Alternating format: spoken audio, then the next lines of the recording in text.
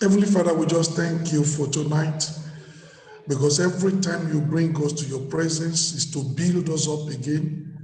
Oh Lord, build us up in our most holy faith in Jesus' name. Amen. The faith that brings us to the side of victory, the faith that takes us to the place of dominion.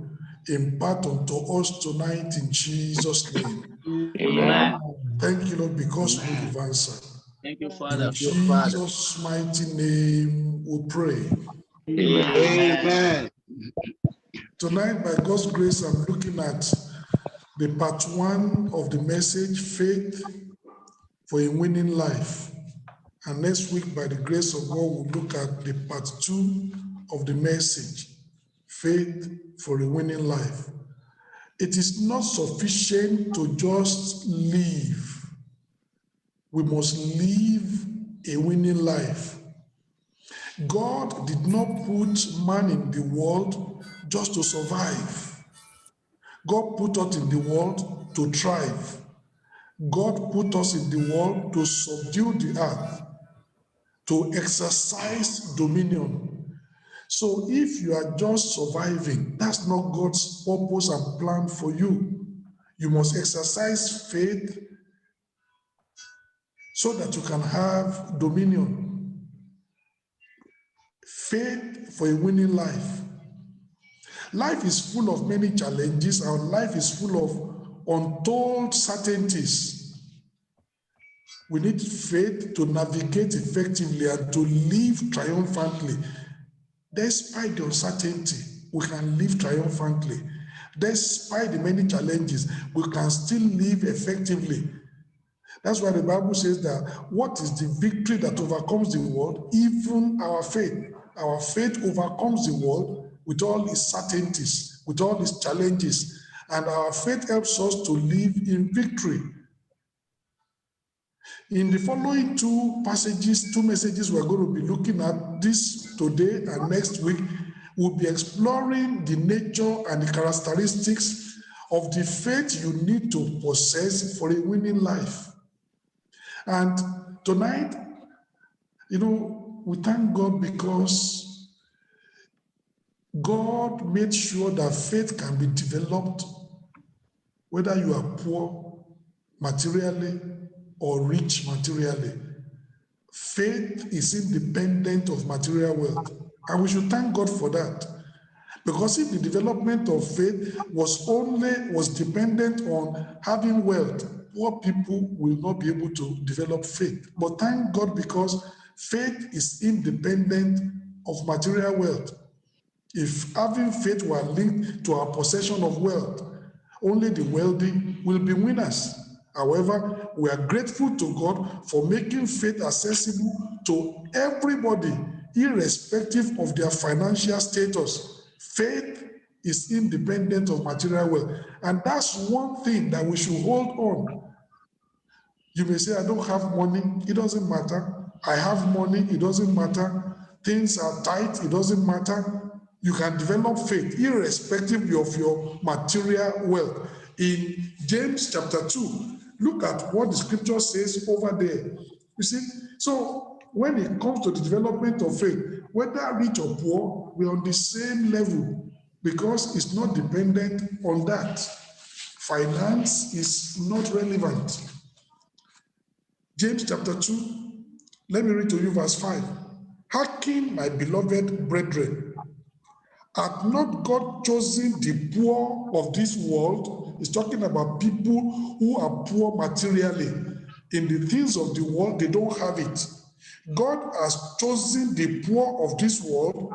He has chosen them to be rich in faith and heirs of the kingdom, which he had promised to them that love him.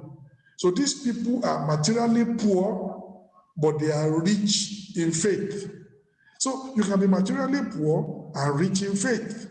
Eventually, the faith will bring you all that you need. You will overcome even that material poverty eventually, because your faith will bring you supply, will bring you God's provision, will bring you to the place of dominion and victory. But you need to understand that even when people are poor, they can still be rich in faith. And here the apostle says, do you not know, hearken my beloved brethren, at God, not God chosen, the poor of this world, the materially poor in this world, he has chosen them to be rich in faith, and he has chosen them to be heirs of the kingdom, which he had promised to them that love him. So there you are finding that material wealth, even though often leads to spiritual poverty, ought not to be. The poor materially, rich in faith. But you know what also, most of the time, the rich materially, most of them also are poor in faith. But it doesn't have to be. That's one thing. It does not have to be. You remember the case of Abraham. Abraham was wealthy, but he was also rich in faith. You remember the case of Joseph. Joseph eventually was very wealthy, but rich in faith, even to the point of death. How about David? David was materially blessed, but rich in faith. How about Job? Job was mightily blessed and yet rich in faith. So that somebody is rich materially does not mean he cannot be rich in faith. He can. It depends on you. That somebody is poor materially does not mean he cannot be rich in faith. He can be rich in faith. But the other way also, there are people that are poor materially and poor in faith. Double loss. And there are people that are rich in faith and rich materially and they are poor in faith. But that is because of the way they live their lives. Material wealth, even though often leads to spiritual poverty, it does not always have to be so. Do you know the reason? The reasons why so many people that are rich, why they are poor in faith, is that they allow their wealth to insulate them from other people. They allow their wealth to isolate them from God. You can't talk to them anymore. They don't have time for God. They don't want to come to church anymore. They have no time to read the Bible. They insulate themselves from people. You want to preach the gospel to them, you can't even reach them. So they insulate they isolate themselves from people and they isolate themselves from God. They will be poor in faith. That the people, the Bible says faith comes by hearing. They have no time for meetings like this. Say, well, I have all the money that I need, so why should I come to Wednesday revival hour? He cannot develop his faith. He's rich materially, but will be poor in faith. So that's the reason. You remember Luke chapter 16, the story of that rich man. The Bible says Lazarus was right at his doorstep every day. They put him by there. I'm not sure that man never spoke a word to Lazarus. He just goes into his Rolls Royce and drives up, boom. And when he's coming back, the gate opens automatically and he goes in. Maybe Lazarus could have shared with him the word of salvation. Does he have time? He's insulated from that individual. When he has eaten, whatever is the remnant, say, that man that is always sitting by my gate, can you give him the remnant? No interaction. And he has no time for God. That was why he was poor in faith, and eventually he went to hell. It's not that he could not have been rich in faith, even though he was rich materially, he could have. But that's the reason. The reasons why many rich people, rich materially, rich in the world, the reason why they are always poor in faith is because they insulate themselves from other people and they isolate themselves from God. So the avenue of developing faith is never there. So they are poor. It is possible to be materially rich, materially poor, but spiritually rich. Look at Revelations chapter 2, verse 9. Revelations chapter 2, that you can be materially poor, but spiritually very rich. Revelations chapter 2, in verse 9. The Bible says, I know thy works and tribulation. And what did he say, the next one? Poverty. And poverty. but thou art rich. Is it not contradictory? I know thy works. I know thy tribulation. I know your poverty, but thou art rich. You know what Jesus was saying? These particular brethren, materially, in the things of the world, they were poor. But in the things of God, spiritually, they were rich. They were poor in the things of the world, but they were rich in faith. And Jesus, this is coming from the mouth of Jesus, said, I know you. I know your poverty, but I know you are rich. How are you poor and yet rich? Poor materially, but rich towards God. Poor materially, but rich in faith. And these words are coming from the lips of Jesus. These are directly from the lips of Jesus. And he's commending them. He says, and I know this blasphemy of them which say they are Jews and are not, but are the synagogues of Satan. So these were a set of believers that were poor physically, poor materially, but they were rich in faith. So what does that tell you? It's possible to be poor materially and yet rich in faith. But do you know also it's possible to be rich materially and poor spiritually? Revelation chapter 3, verse 17. That's in Revelations. Jesus talked to another church. Revelation chapter 3, verse 17. Because thou sayest, I'm rich, and increase with goods, and have need of nothing, and knowest not that thou art wretched, and miserable, and poor, and blind, and naked. Look at where he started. Jesus said, you are rich. You said you have a lot of, material resources. You are increased with goods, and you don't need anything. You have all what, you will ever need.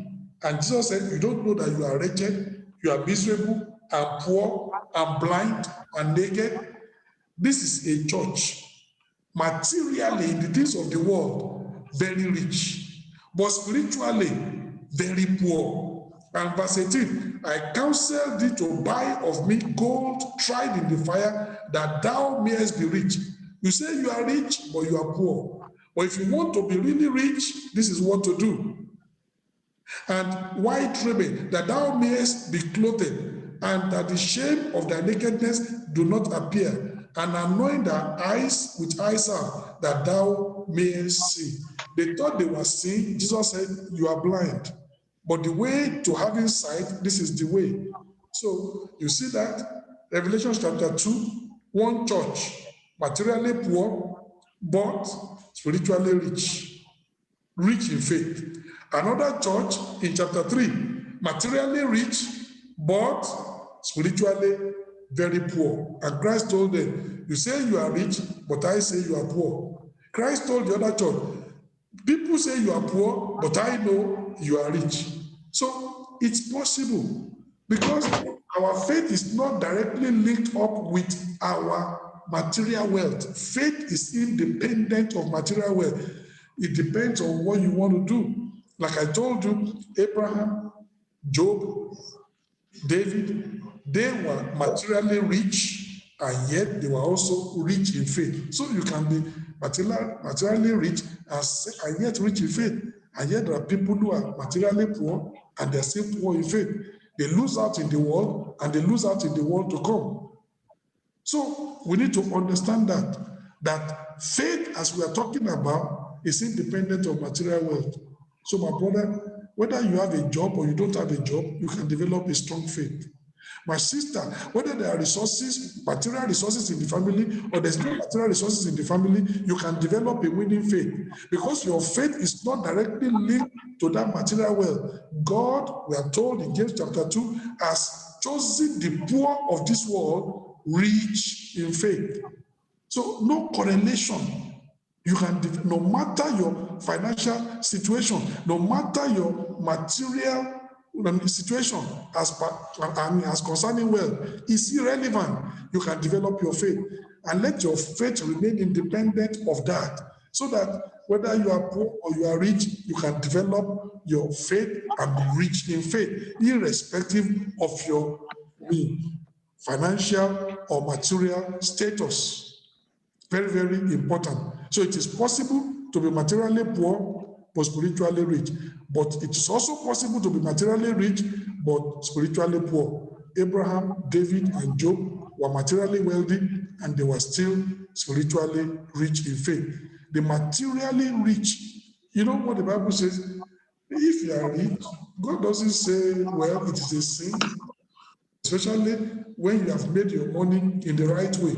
But look at what Jesus, what the scripture says. 1 Timothy chapter 6. If God has blessed you and you are rich materially, God wants you to be also rich spiritually. Don't let it stay there.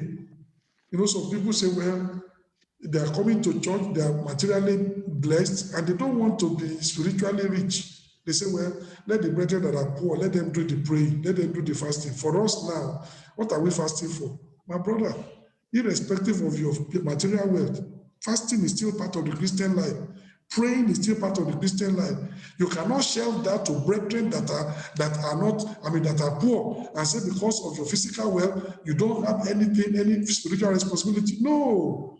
1 Timothy chapter 6, look at verse 17. The Bible says, charge them that are rich in this world, that they be not high-minded, nor trust in uncertain riches, but they must trust in the living God, who giveth us richly all things to enjoy. Charge them that they do good, that they be rich in good works, ready to distribute, willing to communicate, laying up in store for themselves a good foundation against the time to come, that they may lay hold on eternal life. These were wealthy Christians. But he says, charge them not to put all their life on the wealth that God has given them. Let them be rich towards God.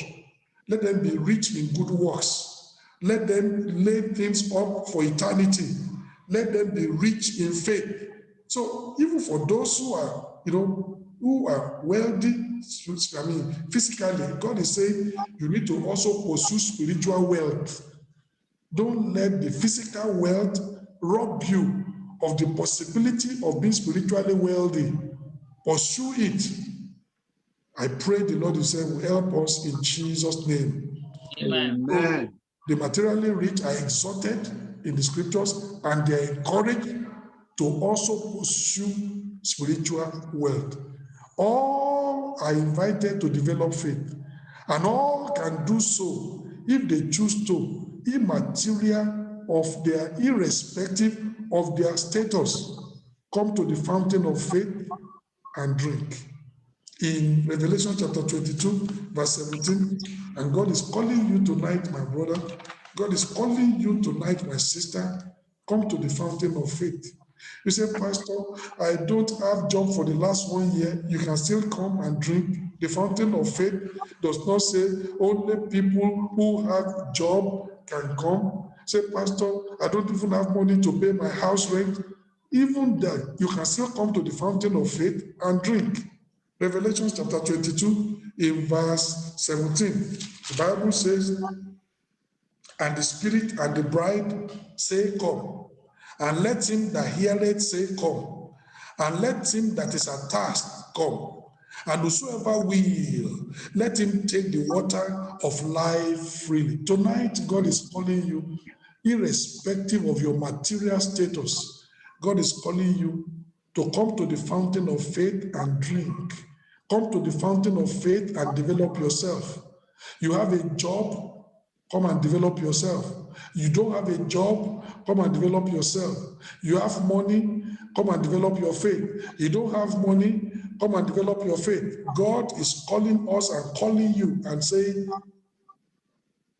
the place is open. Come to the fountain, drink, develop your faith.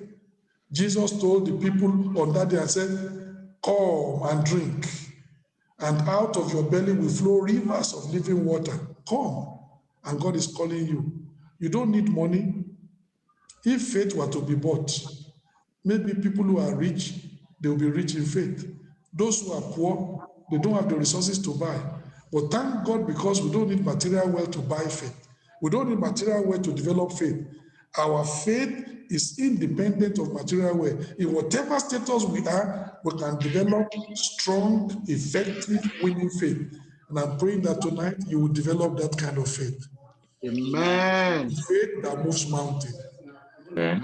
The faith that, that will fill valleys. The faith that will make the crooked pathway to be straight. The faith that will bring victory and dominion. You will develop it in Jesus' name. Amen. The first thing we need to know, we need to be grateful to God that God has not left the development of faith to people of substance. He says anybody can come, anybody can develop it.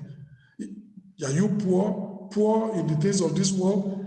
God can cause you to be rich in faith if you will pursue him. Are you rich in the things of this world? Charge them that are rich in this world, that will be not high-minded, nor trust in uncertain riches, but in the living God, who giveth us all things to enjoy.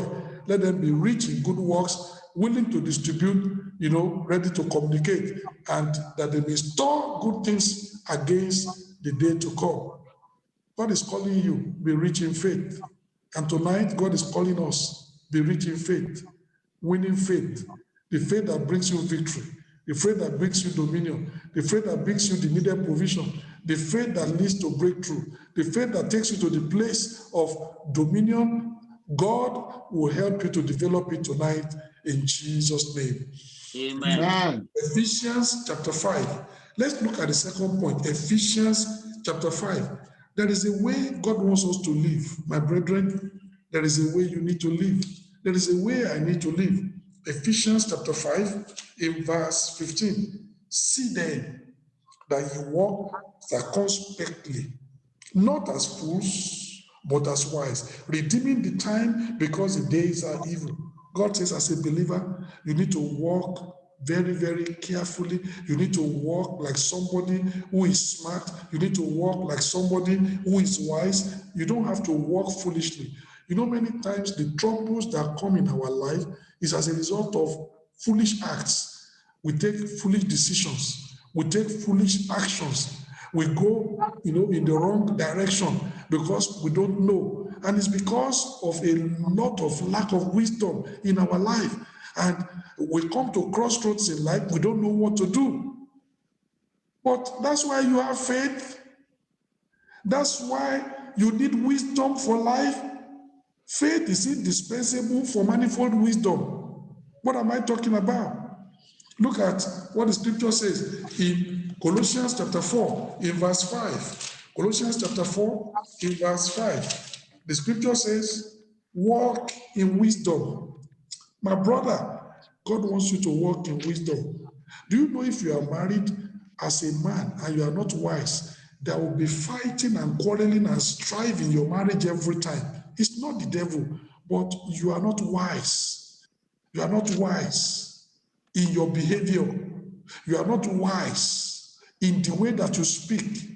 Your wife is just tired. And instead of saying, what happened? You are tired. Let me pray with you. Let me encourage you. God is going to strengthen you. Say, hey, I don't know. Every day, tired. Even one of these days, we are going to die. My brother, that's a foolish way of talking. And then the woman is aggravated. And for the next 3 days, it's going to be to your territory, Israel. And then you say, I don't know. The devil is just giving us stress in this house. My brother, your foolish way of talking is giving you stress in that house. You don't know how to open your mouth. My sister also the same way. Look at Proverbs chapter 31. Many times in the family, we need wisdom to live together. My brother, your wife can be very happy all the year round. The way you talk, the way you encourage her, the way you take her. My sister, you can have a happy home the whole of your life. But you know what? Let me show you in Proverbs chapter 31. See what the Bible says about the virtuous woman. In Proverbs 31, verse 26, she opened her mouth with wisdom. And in her tongue is a law of kindness, edifying words. When she speaks, it's very wise. Even an husband that could have been, just irritated and get angry, the way the woman talks, he just pours cold water on the man calms down. You know what the Bible says? His soft answer turneth away wrath. My sister, the way you talk, you say, Pastor, I don't know, I just talk rough. It's because you don't have wisdom. You see this, Proverbs chapter 31 woman, the Bible says, she opens her mouth with wisdom, and in her tongue is a law of kindness. And you may be on the platform tonight and say, Pastor, I want to speak like the virtuous woman, but I don't know. I just stop foolishly. Maybe you are a man, you say, Pastor, I want to walk circumspectly. I want to walk in wisdom, but I don't know why I just behave foolish. And then before you know it, there is fire in my house. James chapter 1. That's one of the reasons for your faith. That's one of the reasons. That's what faith can get for you. That's how you need to manifest your faith. In James chapter 1, in verse 5, the Bible says, if any of you, that's talking about you, my brother. If any of you, that's talking about you, my sister. If any of you lack wisdom, let him ask God that giveth to all men liberally and upbraideth not, and it shall be given him. You lack wisdom to act, ask God. He gives generously. He will not deny you. He will give it unto you. My sister, you lack the wisdom to talk intelligently and to talk in a way as to pacify your husband and to make a situation that could have been potentially explosive. Just kill that situation because of the wise way you talk. And you say you don't know how to do it. Ask God for that wisdom. If you lack wisdom, ask God. He gives to all men liberally, generously, and does not turn them away, and it shall be given him. But in verse 6 it says, but let him ask in faith, nothing wavering. That's what is needed.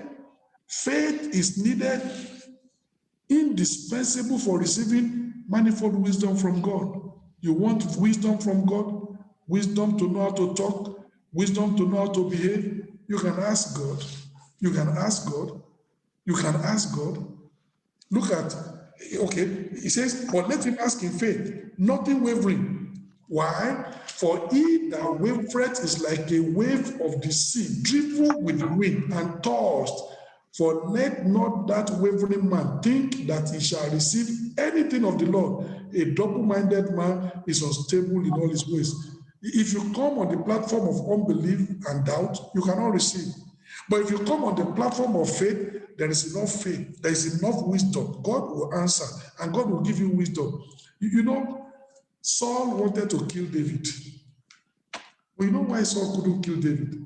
And Saul was even afraid of David.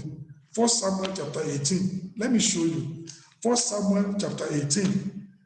You know, many times we say, hey, Pastor, somebody is after my life. They want to kill me. You know what you need to do? You need to behave wisely. Even the person that is running after your life will be afraid of you, will not be able to know where to put you. Look at 1 Samuel chapter 18. Let me read to you in verse 14. Are you there? Yes, sir. 1 Samuel chapter 18, verse 14. And David behaved himself wisely in all his ways. And the Lord was with him. David behaved himself wisely in all his ways, and the Lord was with him. Verse 15, wherefore when Saul saw that he behaved himself very wisely, he was afraid of him. Who should be afraid of who? Saul was afraid of David. David should be afraid of Saul because Saul is the king and he wants to kill David. But instead, it was Saul that was afraid of David. He didn't know where to put David. David was so smart. David was so wise in all his ways. It made Saul to say, this boy, he's so young, but I don't. Even the person that is chasing you will be afraid of you because of the wisdom. And God says, you need this kind of wisdom, you can ask God, but ask in faith. That's why faith is indispensable for receiving manifold wisdom from God. As a pastor, you know there are some pastors, instead of their church growing, the churches are scattering over them. You know why? They are not wise.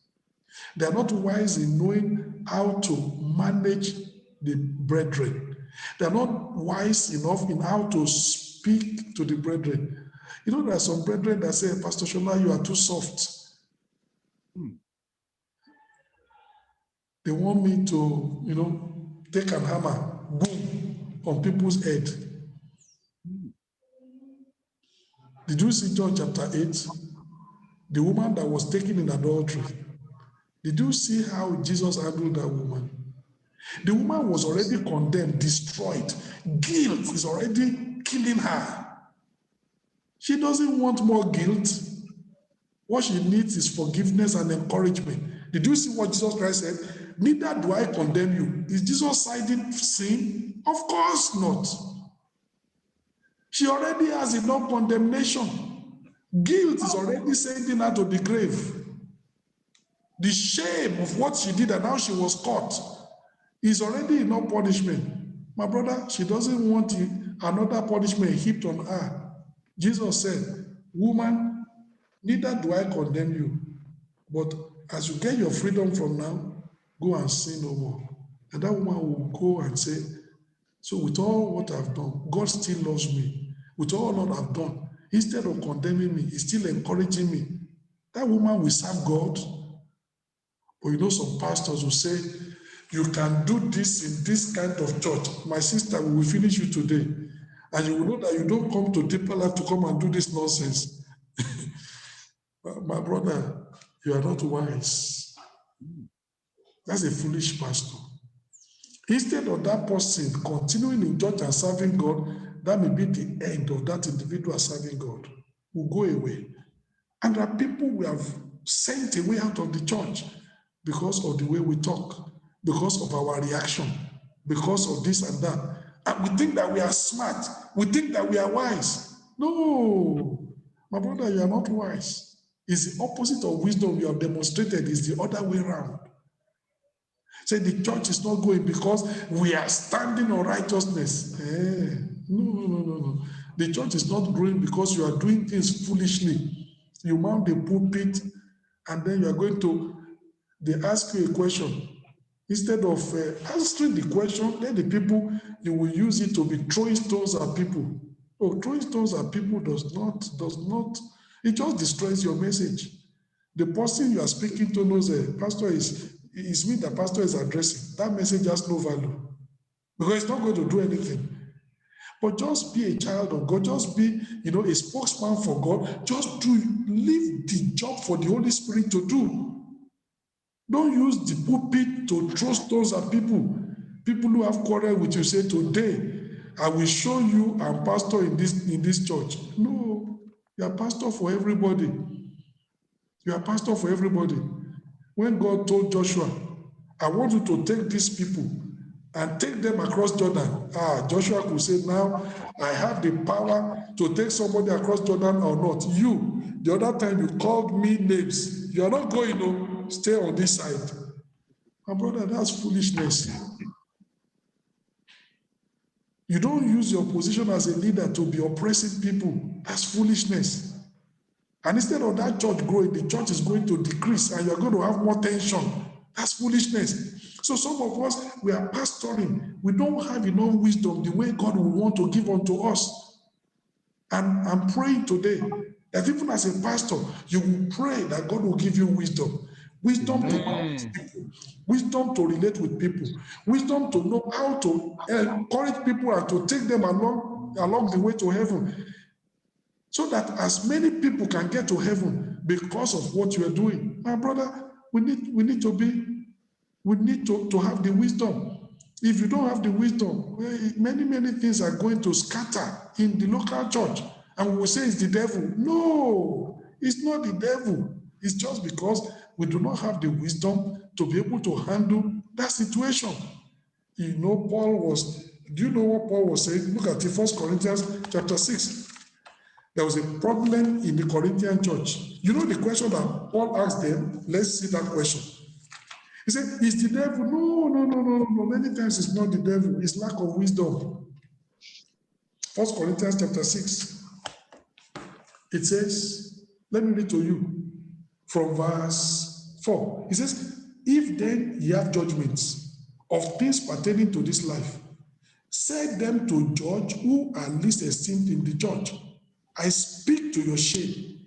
Is it so that there is not a wise man among you to judge simple cases?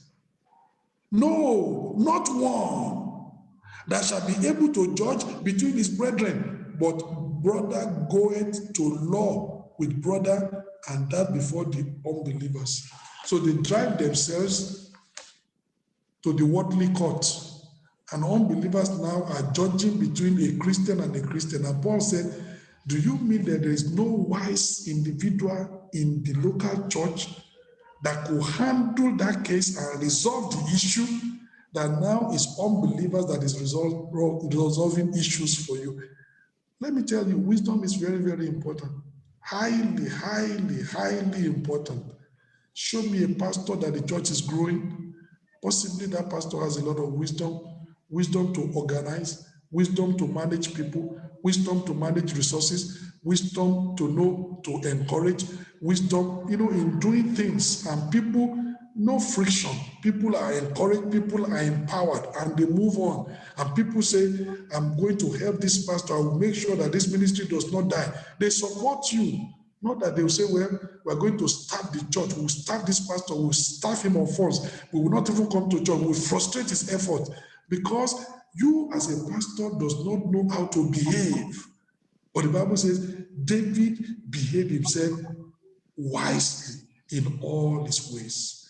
I'm praying tonight we'll behave ourselves wisely in all our ways. Amen. The family will behave ourselves wisely. Amen. In the local church, we'll behave ourselves wisely. Amen. In dealing with brethren, we'll behave ourselves wisely. In dealing with unbelievers, so that the name of God will not be blasphemed, we'll behave ourselves wisely. And you say, but Pastor, I don't have this wisdom. That's why you have faith. Ask God. Ask in faith. And God will give to you. He gives to all men. He gives to all women generously. And he doesn't send you away. So the faith for a winning life, because you need wisdom for winning in life, and the faith for a winning life, that faith can help you to acquire wisdom from God. We can pray in faith and say, God, give me wisdom. Even why is it that sometimes people don't want to come to church? People are tired of coming to church because there's no wisdom in the presentation of the sermon. The sermon is just dry, no good illustrations. People are not inspired. People are not impacted because, wisdom in presenting even the message. And we need it. That you become a pastor, that when God gives you a message, when you give it to the people, their hearts will be burning. They are inspired by the message. They are impacted by the message. The wisdom of presentation is there, that people say, this message, it has built my life. It's still wisdom, because we can read the same passage. We can get the same points. But how do we put them out? Wisdom. And we need to pray. Wisdom is so essential in every area of life. And the Bible has said, if we ask, we will receive. If you pray, God will give unto you. Wisdom is indispensable in every way. In the family, I tell you that by the grace of God, I've been married together with my wife, 1991. This is 30 years of marriage. We don't know any conflict. You know why? Wisdom in dealing with ourselves. Wisdom in dealing with her. Wisdom in dealing with me. She opens her mouth with wisdom. I don't have to be aggravated by the things that she says. Wisdom in the way I handle her with gentleness and consideration, no aggression. So she has no reason to just be, frustrated and cold. It's about wisdom. And we can get that wisdom from God. You want a happy family? You need wisdom. You want a winning life? You need wisdom. You want to be able to outsmart the enemy? You need wisdom. You want to know how to manage the church well and everybody is benefited, impacted, and on the way to heaven? You need wisdom. Wisdom to grow your church. Wisdom in everything, even in your place of work. Wisdom.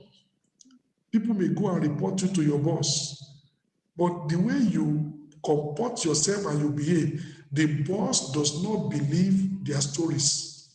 Because the boss will see that this guy is wise, and the way he acts, all these things that people are saying about him, they are cooked up. You behave yourself in such a way that your boss does not believe even the story. People may misrepresent you, but the misrepresentation will amount to nothing because of your wise way of doing things. And I'm praying that God will make us wise in all our ways. Amen. Sisters will be like the virtuous woman that opened her mouth with wisdom in Jesus' name. Amen. That our brothers will be like David, that behaves themselves wisely in all their ways. Ephesians says we should walk circumspectly, not as fools, but as wise. Colossians chapter 4 tells us, walk in wisdom. My brother, walk in wisdom.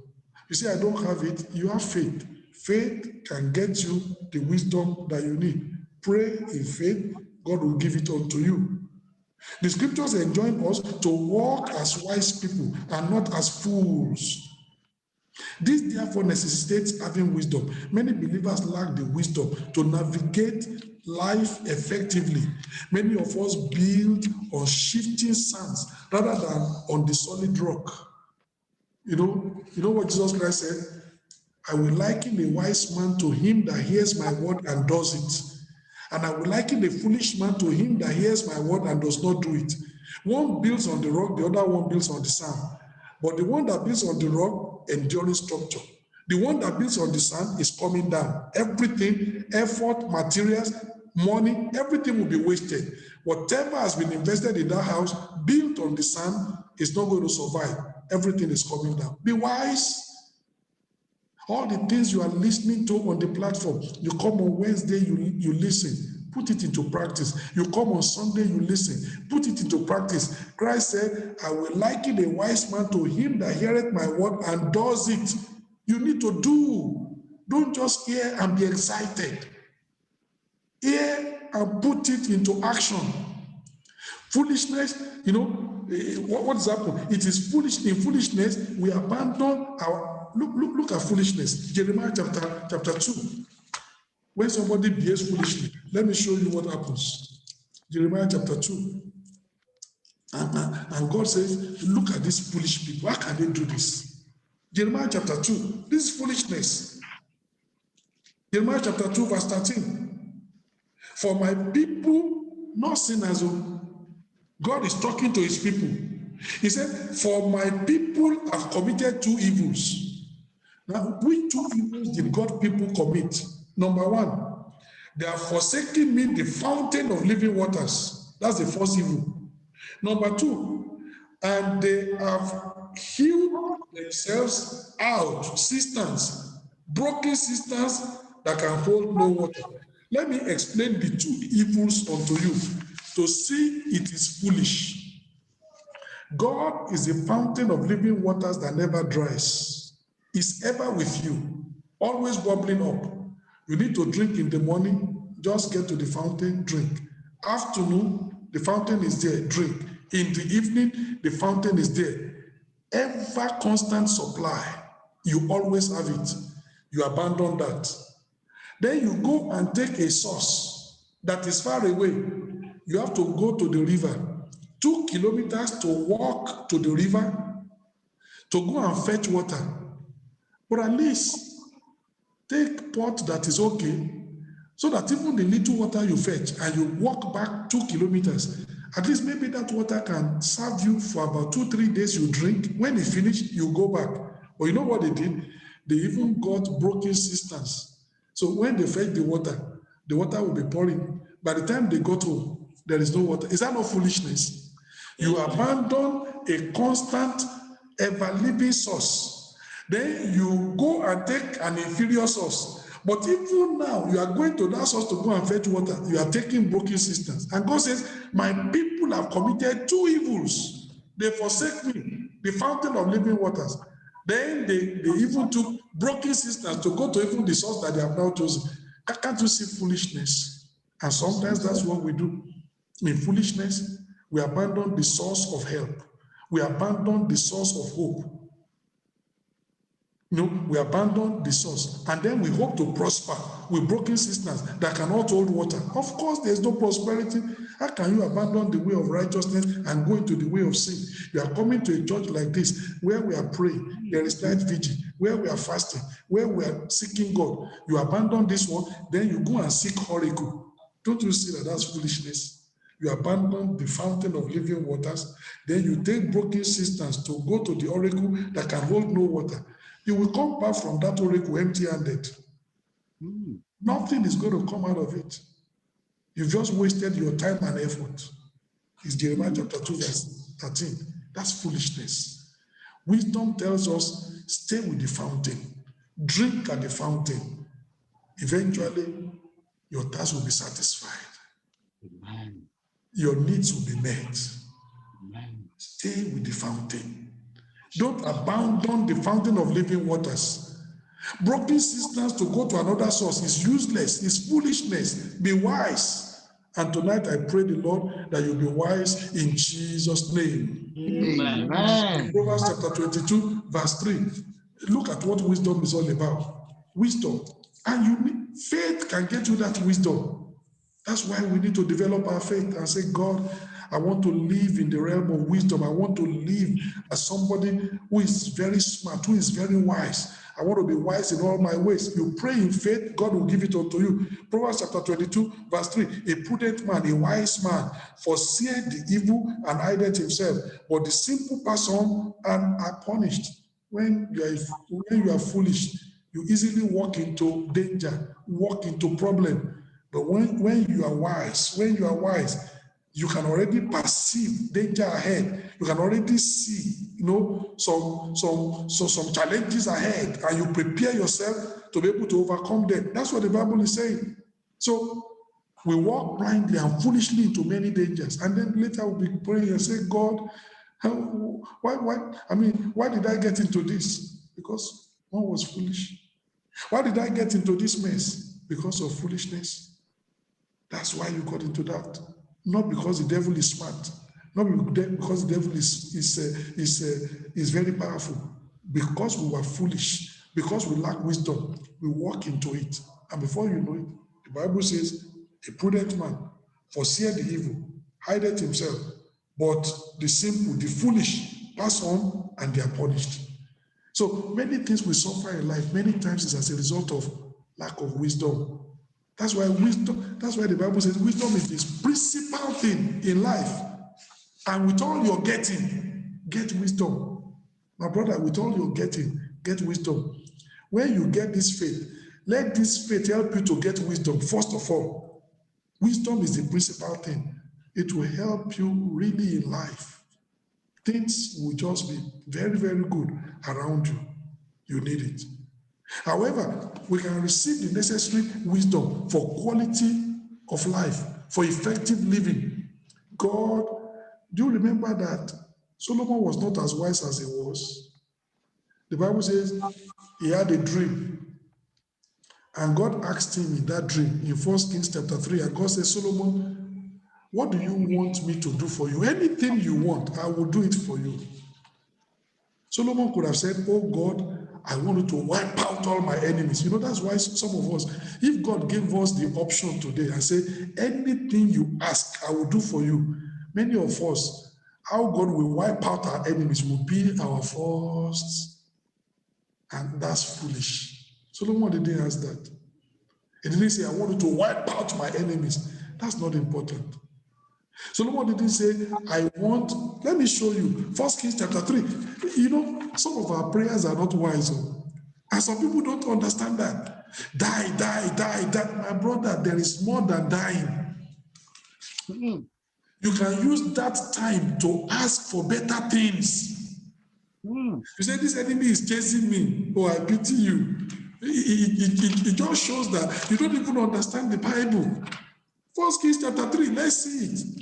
You know, if God were to come tonight and tell you and say, my sister, I want to answer one prayer, which one are you going to say? I can tell you that many of the brethren on the platform tonight, they say, oh God, the only one I want is wipe out my enemy. That's what they want. If God gives me that opportunity, I ask for wisdom. I ask for wisdom. Leave the enemy alone. Enemy will take care of itself. 1 Kings chapter 3. See the answer of God. It will change your life. 1 Kings chapter 3. Let me read to you in verse 5. Are you there? Yes, sir. Yes, sir. 1 Kings chapter 3, verse 5. In Gibeon, the Lord appeared to Solomon in a dream by night. And God said, ask what I shall give you. Ask what I shall give thee. And Solomon said, thou hast showed unto thy servant David, my father, great mercy, according as he walked before thee in truth, and in righteousness, and in uprightness of heart with thee. And thou hast kept for him this great kindness, that thou hast given him a son to sit on his throne, as it is this day. And now, O Lord my God, thou hast made thy servant king instead of David my father, and I'm but a little child. I know not how to go out or come in. I don't know how to behave myself. And thy servant is in the midst of thy people, which thou hast chosen, a great people that cannot be numbered nor counted for multitude. Give therefore thy servant an understanding heart to judge thy people, that I may discern between good and bad. For who is able to judge this thy so great a people? And the speech pleased the Lord, that Solomon had asked this thing. And God said unto him, because thou hast asked this thing, and hast not asked for thyself long life, you didn't ask, neither asked riches for thyself, nor hast asked the life of thy enemies. You see that? If God were to give us the chance and say, I'm giving you the opportunity, ask one thing. I know that many brothers will say, oh God, let my enemy, let them just be wiped out. That's what he's going to ask. But Solomon didn't ask that. And God said, Solomon, I'm so surprised. You didn't ask for the life of your enemies. You didn't ask for long life. You didn't ask for wealth. What you asked for is wisdom. Verse 12. You know, and he says, verse 11, and God said unto him, because thou hast asked this thing, and hast not asked for thyself long life, neither hast asked riches for thyself, nor hast asked for the life of thy enemies, but asked for thyself understanding to discern judgment. Behold, I have done according to thy words. Lo, I have given thee a wise and an understanding heart, so that there was none like thee before thee, neither after thee shall any arise like unto thee. And I've also given thee that which thou hast not asked, both riches and honor, so that there shall not be any among the kings like unto thee all thy days. Can you see that? What he didn't ask for, God now gave him. But God said, you are smart. You asked for the greatest. He asked for wisdom. Do you know that Solomon had many enemies? Somebody says he doesn't know. Adonijah was one. His brother that wanted to be king. I said, why must Solomon reign? I must reign. There were other ones. He was young. He could have said, oh God, to make my reign to be enjoyable and to make me say, wipe out all these enemies. Solomon didn't ask for that. He said, God, I need wisdom. That's the only thing I want. And God was so surprised, and the Bible said God was pleased. Do you see the kind of prayers we are praying? Do you see how we are not as smart as Solomon? Oh God, all my enemies, let them perish. And that's your prayer every day. Why don't you save that prayer and say, oh God, give me wisdom. Give me wisdom. Inspire me. Give me understanding. Wisdom is the principal thing. God will take care of the enemy. You need money. God will give you money. God gave Solomon money. He didn't ask for money. He asked for wisdom.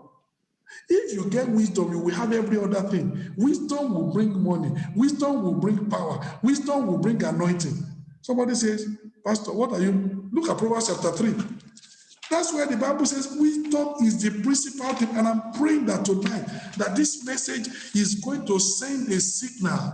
This message, oh, my brothers, my sisters, even is going to change our prayer. Spend more time praying for divine wisdom than you pray, asking for the life of your enemy and asking for this and asking for that. If wisdom comes into your life, many things will come into that life. Proverbs chapter 3. Let me show you. Proverbs chapter 3.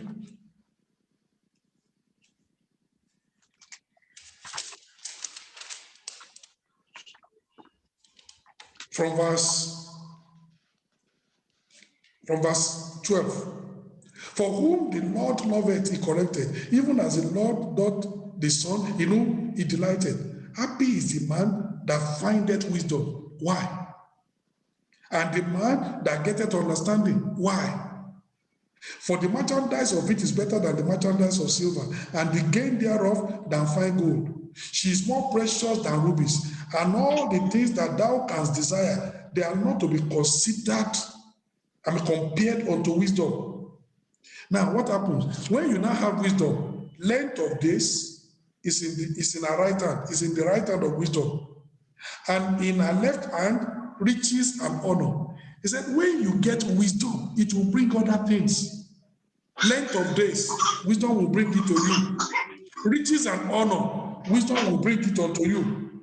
Verse 17, our ways are the ways of pleasantness. My sister, you want fulfillment, you want pleasantness in your marriage. You don't want all this scuffle and all this strife and all this stress every time.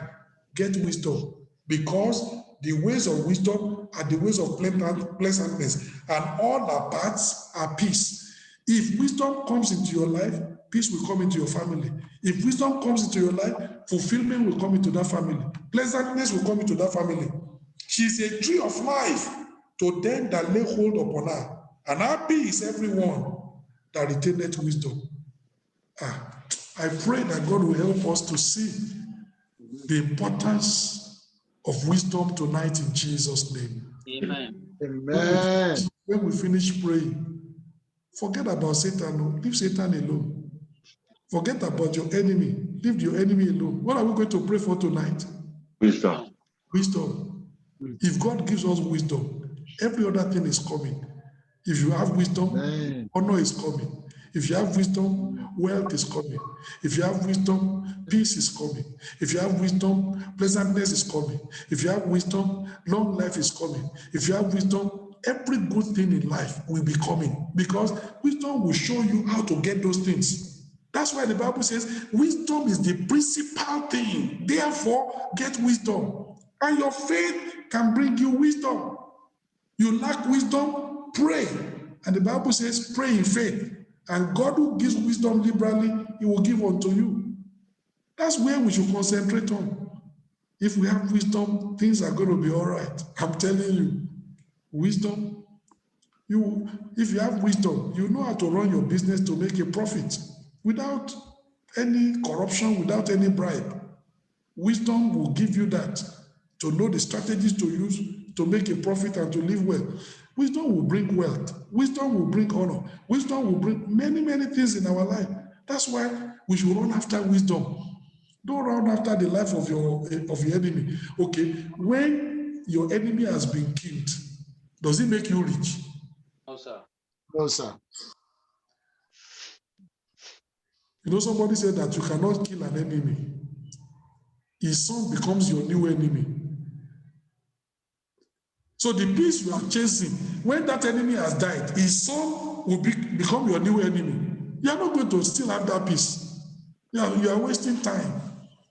So instead of concentrating on God, wipe out my enemy, on God, do this and that, let's be smart like Solomon. And God said, the Bible says, God was pleased. God was happy about the kind of prayer that Solomon prayed. God gave him an open check and said, ask what you will. And as young as he was, he asked for wisdom. He didn't ask for long life. He didn't ask for wealth. He didn't ask for the life of his enemies. He said, God, what I need, wisdom. If you give me this, I'm okay. And he got wisdom and he got all the others. Tonight, when you get wisdom, everything is coming.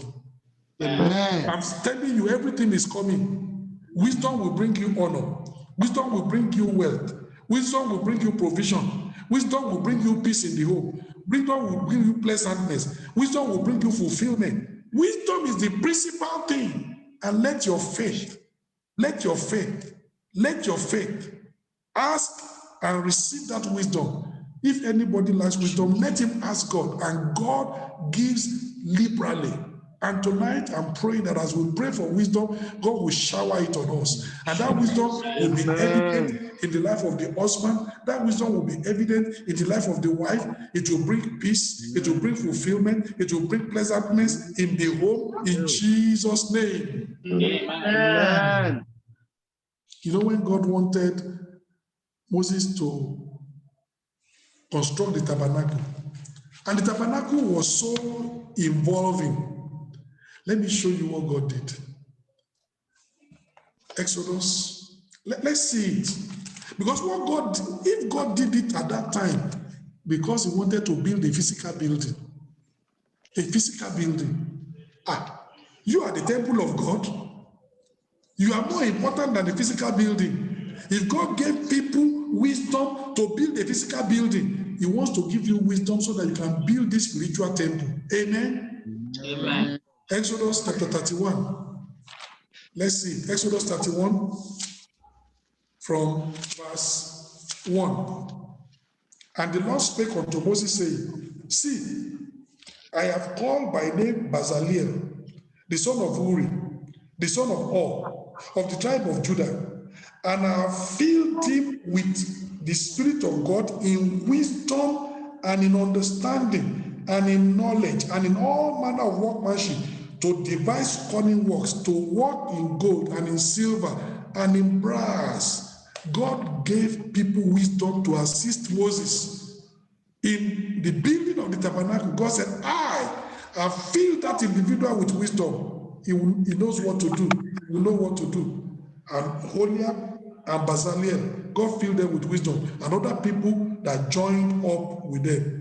And I'm telling you, if God gave people wisdom to build a physical temple, God will give you wisdom to build that spiritual temple, which is you, in Jesus' name. Amen. A spiritual temple.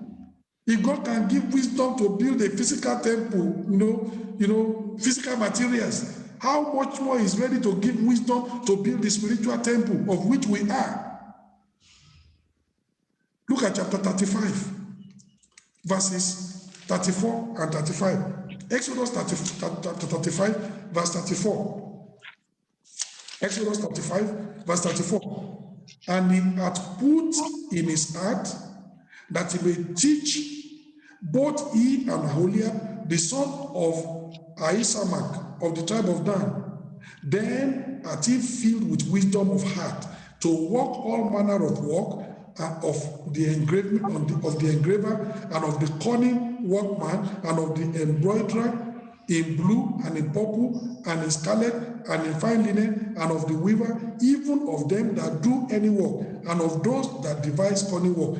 God didn't only give them wisdom to be able to do that work. God also gave them wisdom to be able to train other people to do it. You can see it there. If God gave these people wisdom, I know that He will give me wisdom. So when I come with faith, and I say, God, you've made me an overseer. So I need wisdom to be able to know how to run these shows, how to do this job in a way that is acceptable to you, that the brethren are inspired, they are impacted, their life is built, and your name is glorified. Oh God, I need wisdom. And He will give. And that's the wisdom that we use in moving the church forward. God gives wisdom. He's given people wisdom in time past, and we are not different. And He will give you wisdom in Jesus' name. Amen. We can receive wisdom for quality and effective living from God, as Solomon received wisdom from God, as Bezalel and Aholiab were given wisdom by God.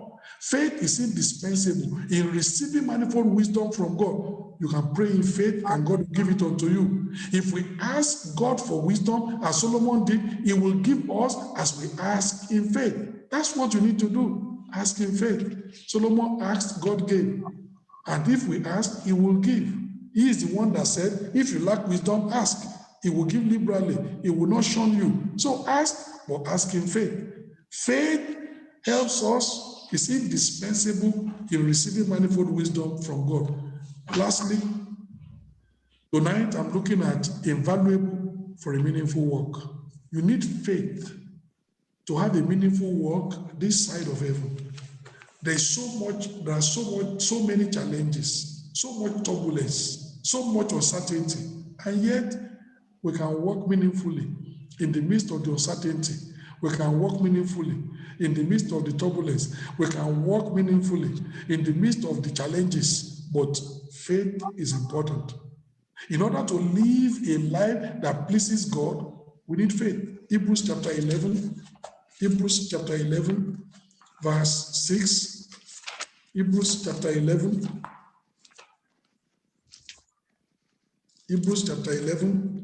verse 6. The Bible says, but without faith, it is impossible to please God. Do you want to please God? Faith will help you to please God. But without faith, it is impossible to please God. For he that cometh to God must believe that God is, and that God is a rewarder of them that diligently seek Him. My brother, if you diligently seek God, He will reward you. So you need to approach God in faith, knowing that, my Father, because I'm serving you, I have a reward. You have promised it. You said you are somebody that diligently rewards those who are serving you. I'm diligently serving you, so I expect my reward. That's not being proud. That's exercising your right as a son. And if you want to please God, you need to live by faith. Verse 5. By faith, Enoch was translated that he should not see death, and was not found, because God had translated him. For before his translation, he had this testimony that he pleased God. Why did he not please God? By faith. How can we please God? By faith. Without faith, you can't please God. So you want to have a meaningful walk with God? Oh, you have to come by faith. That's how Enoch did it. Our warfare is not carnal. That's what the Bible says. Because of that, your walk, Christian walk, cannot be carnal. Our warfare they are not carnal, but mighty. The weapons of our warfare, they are not carnal, because our warfare is not carnal. But the weapons of our warfare, they are mighty through God to the pulling down of strongholds. The Bible says that we wrestle, but we do not wrestle against flesh and blood. Our warfare is not carnal, so our walk cannot be carnal. Our walk must be spiritual walk. In 2 Corinthians chapter 5, verse 7, the Bible says we walk by faith, we don't walk by sight.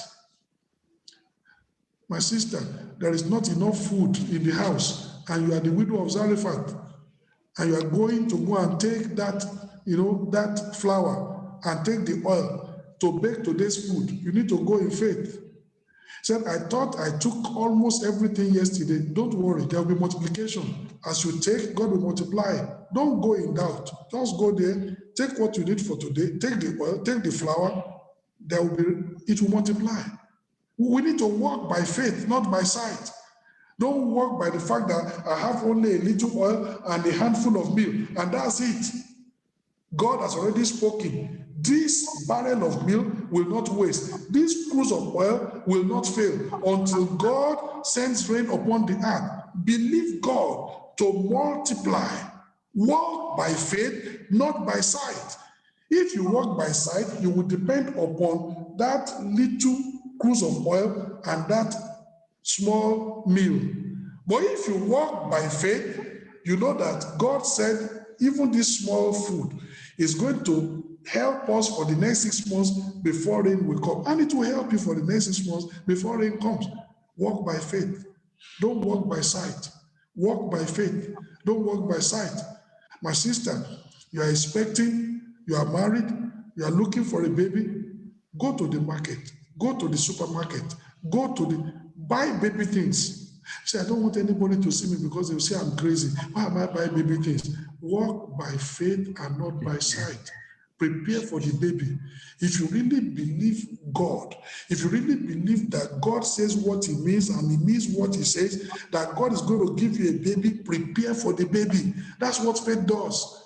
Faith prepares for the outcome. It says, I believe God. This is what is going to happen. You prepare to receive that outcome. That's walking by faith, not walking by sight. Don't say, when I see. That was the problem of Mary and Martha. Jesus said, take away the stone. Don't let's do that. By this time, Lazarus is thinking. Christ said, didn't I tell you that if you would believe, you will see the glory of God? You know what? They wanted to see first before they believe. It doesn't work. When you walk by sight, it's like, when I see it, I will believe it. It doesn't work. When you believe it, you will see it. Faith will bring the manifestation. You know what the Bible says? Whatsoever things you desire, when you pray, believe at that particular time that you receive them, and you shall have them. Faith will bring the manifestation, but faith comes before the seeing. Walk by faith, don't walk by sight. Faith is indispensable for a life of impact. My brother, as a pastor, you want to have a life of impact, you need faith. My sister, in your family, you want to have a life of impact, you need faith. Faith is indispensable for a life of impact. Faith is invaluable for a meaningful work this side of heaven. The just must of necessity live by faith. You move by faith. You decree by faith. You move by faith. The Bible says Abraham, when God called him, he went by faith. He didn't know where he was going, but God said, don't worry, you keep on moving. I'm taking you to a land that I'm going to give you and you're going to inherit. He doesn't know the land. He doesn't know where he's going, but he moved by faith. Eventually, it manifested.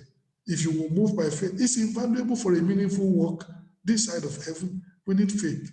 Every single day, we need faith. As a pastor, you need faith. As a pastor's wife, you need faith. As a member of the church, you need faith. Cite the scriptures leader, you need faith. You need faith to know that when I teach the scriptures, God will touch people's heart. People will be benefited. People will be impacted. God will give them understanding. You need faith. Otherwise, you just teach as if you are teaching mathematics and teaching things like, no. Faith to make a life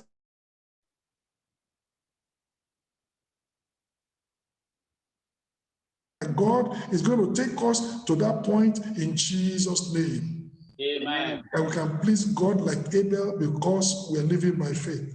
That we can have a life of impact because we are living by faith. Like Elijah, we can have an impact upon our community because we are moving by faith. We can bring down the needed rain that the community needs and the refreshing that community needs. We can do it by faith. We can pray down the needed rain. And we can pray until the cloud comes down and great rain comes to solve the problem that is around. Faith to have a life of impact, invaluable for a meaningful work. And tonight I'm asking you, do you have the faith for a winning life? Do you have the faith for a winning life? I've shown you tonight that number one, faith is not dependent on your material wealth.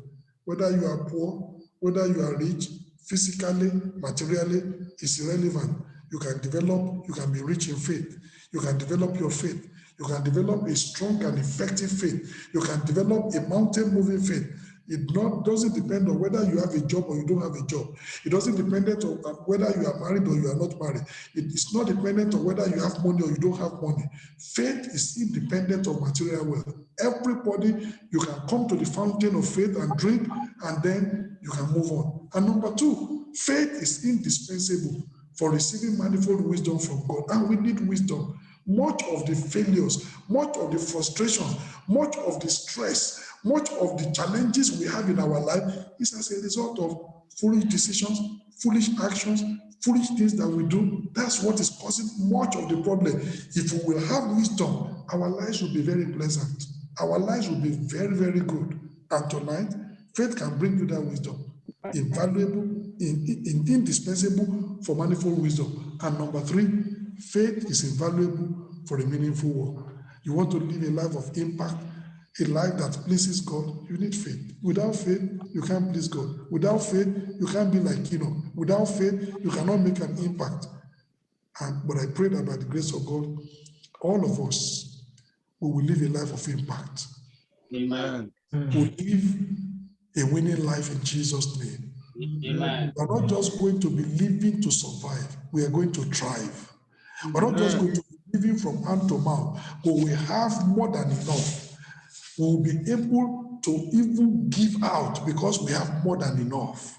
And God can do that in our lives. And faith can bring all that provision. Faith for a winning life. If the Syrophoenician woman had faith to be able to receive healing for her daughter, you can have faith to receive tonight. If the woman, if the woman, the woman with the issue of blood had enough faith to be able to tap power and healing from the body of Jesus, she was not prayed for, just touching the hem of Jesus' garment, her faith, received power for her and received, healing for her. How much more you also tonight? Faith for a winning life. And God is waiting for you. Rise up and say, God, I come tonight to receive faith for a winning life. Faith for a winning life. Faith for a winning life. Faith for a winning life. That's what you need, my brother. Faith for a winning life. This faith will bring you all that makes life to be victorious. This faith will bring you all that makes life to be glorious. This faith will bring you all that makes life to be pleasant. This faith will bring you all that makes life to be victorious, to live in dominion. It will take you to the place of victory. It will take you to the place of fulfillment. Faith will eliminate every form of frustration from your life. Faith will take you to the place of pleasantness and provision. Tonight, tell the Lord and say, oh God, faith for a winning life. Faith for a winning life. That's the faith I want to develop. Faith that will root out the mountains. Faith that will speak to the mountain and the mountain will shift. Faith that will bring the needed provision. Faith that will bring the needed rain from heaven. Faith that will overcome every storm. Faith that will overcome the challenges in the world. Faith for a winning life. You need it, my brother. And thank God that faith is not dependent on you. Amen. I'm going to pray tonight and say, God, I need wisdom. I want to walk wisely in all my ways, like David walked. You have told me in Colossians chapter 4, verse 5, walk in wisdom. You have told me in Ephesians chapter 5, verse 15, walk circumspectly as wise, not as fools. Lord, tonight, I ask for wisdom. I ask in faith, wisdom to manage my family, wisdom to live peacefully with my wife, wisdom to live and to be able to speak with wisdom like a wise woman, like the virtuous woman, wisdom to be able to manage brethren in the church as a pastor, wisdom in all my ways. Oh Lord, begin to pray. My brother, begin to pray. Wisdom to know how to relate with members of the extended family. You are not getting into trouble every time. Wisdom, wisdom, wisdom, wisdom. That's what we need. Forget about the devil. Forget about your enemy. Wisdom. What you need is wisdom. Ask for wisdom tonight. Ask for wisdom tonight. Faith is indispensable for manifold wisdom. wisdom, understanding, wisdom at life's crossroads. That's what you need. From your Wisdom is presence. the principal thing. That is it. If you get wisdom, every other thing will come. Wisdom. God, give us wisdom. Wisdom to manage our homes. Wisdom to live pleasantly in the home. Wisdom to have peace in the home. Wisdom that eliminates every form of fracas and stress in the home. Wisdom that eliminates every form of aggression. Wisdom that brings peace into the home. That's what you need. That's what we need. Wisdom. My brother, ask for wisdom. Wisdom in all things. Ask for wisdom. Wisdom in all things. Wisdom, Pastor, you need wisdom. God, today. Overseer, we need wisdom. Wisdom to manage our resources. Wisdom to manage people. Wisdom to manage our affairs. Wisdom to be able to know what to do at life's crossroads. Wisdom at every single point. Wisdom to know how to deal with the enemy. Wisdom. That's what we need. Wisdom. Pray for wisdom, pray for wisdom, pray for wisdom. It's indispensable to receive wisdom from God. If you will ask God, He gives liberally. Wisdom, Lord, in my And He will give you faith to bring that wisdom. The wisdom you need to know how to navigate in life. We just thank you tonight. We thank you because you have just shown us that faith can bring us a winning life. The Bible says in 1 John chapter 5, what is the victory that overcometh the world? Even our faith. Our faith overcomes. Our faith is a winning faith. Our faith is an overcoming faith. Oh Lord, we don't just want to live in the world and just survive. We want to thrive. We want to subdue. We want to exercise dominion. We want to live the very best that is possible. Tonight I'm praying, oh Lord, faith for a winning life. Impart unto my brethren in Jesus' name. Amen. Lord, I'm praying that the wisdom we need for life, when wisdom comes, every other thing is added. Wisdom is the principal thing. When it comes, every other thing comes. That's the revelation of the scriptures. And Lord, tonight we ask wisdom to be able to know how to walk wisely. Wisdom to walk not as fools. Wisdom, we want to walk in wisdom. And that wisdom we are asking you tonight. Solomon asked for wisdom, you gave him. Aholiab, you gave him wisdom to build physical temple. Oh Lord, tonight we ask for wisdom. As Solomon asked you for wisdom to rule and to manage your people and to be able to do his work and to do justice. Oh Lord, even those of us who are pastors on the platform tonight, we are asking for wisdom. Wisdom to know how to behave ourselves in the house of God, which is the pillar and ground of truth. Wisdom to know how to manage people. Wisdom to know how to respond to issues. Wisdom to know how to manage the resources in the church, financial resources, human resources, so as to build the kingdom for you. Oh God, give us that wisdom in Jesus' name. Amen. Lord, some of us, our houses are on fire, not because the devil is strong, but because we are foolish. Foolish decisions, foolish actions that is aggravating problems in the family. But if we can only have wisdom, peace will reign. There will be pleasantness. There will be fulfillment. There will be peace. There will be calm. Oh Lord, I'm praying tonight. Every husband, give them wisdom so that they will know how to be able to relate with their wives in Jesus' name. Amen. Every wife, oh Lord, I'm praying that like the virtuous woman, give them wisdom so that they open their mouth, they open their mouth in wisdom, and in their tongue there will be the law of kindness in Jesus' name. Amen. Oh Lord, when husband has wisdom and wife has wisdom, there will be peace. The Bible tells us in James that wisdom brings peace. The Bible has told us in Proverbs that wisdom brings peace. It brings pleasantness. Oh Lord, we want our families to be pleasant. We want our families to be peaceful. And wisdom in dealing with one another. Wisdom in knowing how to respond. Even when something is said provocatively, we do not respond. Fire for fire. The Bible says a soft answer, it will bring down wrath. Oh Lord, give us wisdom to act in the family in Jesus' name. Amen. Some of us in the places of work, we are always having problems with our co-workers, problems with our bosses at work because we are not wise enough. We don't know how to behave ourselves wisely. So we are always getting into one wrangle or the other, one rancor or the other.